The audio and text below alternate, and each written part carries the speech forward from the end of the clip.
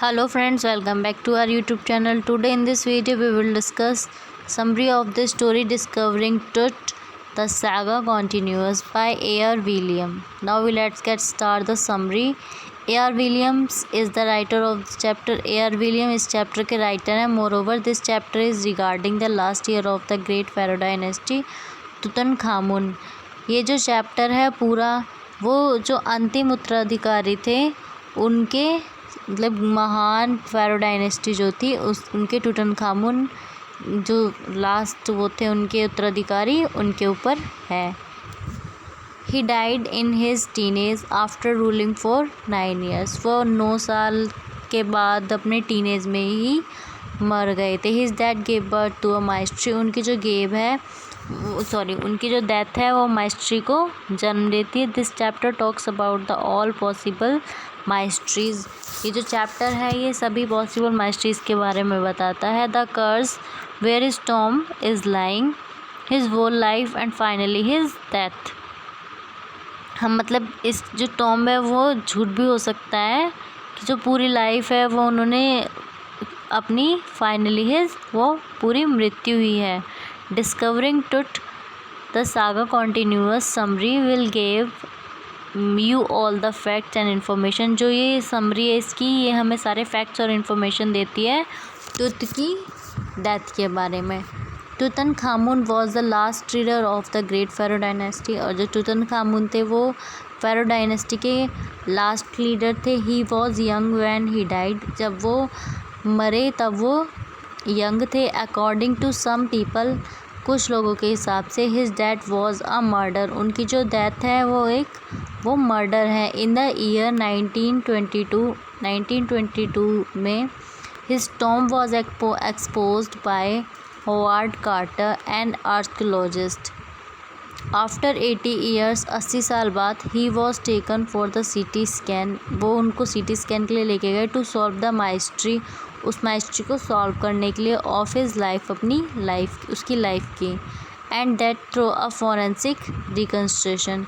His father और grandfather उनके जो पिता और दादाजी थे Amenhotep III was a very powerful pharaoh ruler. वो बहुत ही पावरफुल रूलर थे फ़ारो के. Over a period of 40 years 40 साल पहले. मोरोवर हिज सन और उनका बेटा भी अमेनहॉटेप IV succeeded him and initiated the strongest period in the history of Egypt. His name changed to अखिनातन. उनका नेम जो है वो चेंज होकर अखिनातन रखा गया. Which means servant of Athens. जिसका मतलब है एथेंस के servant. He change the religious capital. उन्होंने रिलीजियस कैपिटल को चेंज किया. From Thebes to Amarna. Thebes से Amarna. Later he attacked Amun.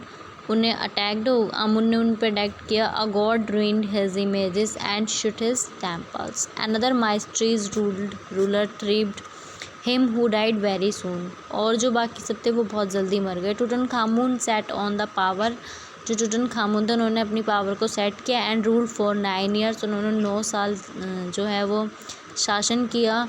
Van Tut's mummified body was found. जब Tut की जो है वो बॉडी मिली मतलब जो लाश नहीं कह सकते हम उसे उनकी बॉडी मिली. He had lots of gold and wealth. और उनकी जो बॉडी मिली तो उस पर काफ़ी सारा सोना काफ़ी अच्छा सोना वगैरह लपेट रखा था. Carter got him after so many years. Carter जो है वो काफ़ी दिनों बाद मिला काफ़ी सालों बाद मिला. After conducting the research on the treasures. तो रिसर्च करने के बाद he plan to examine his 3 nested boxes. 3 boxes के अंदर था. Many parts of the treasure in the tomb were already misplaced. His tomb was found rock cut 26 feet underground. मतलब underground के 26 feet था. Which also had some wall paintings reveals that he was suppressed in the month March or April. One of the coffin put Carter into trouble. The gums used to paste to lowest of the solid gold. coffin was toughening enough that made it impossible to displace.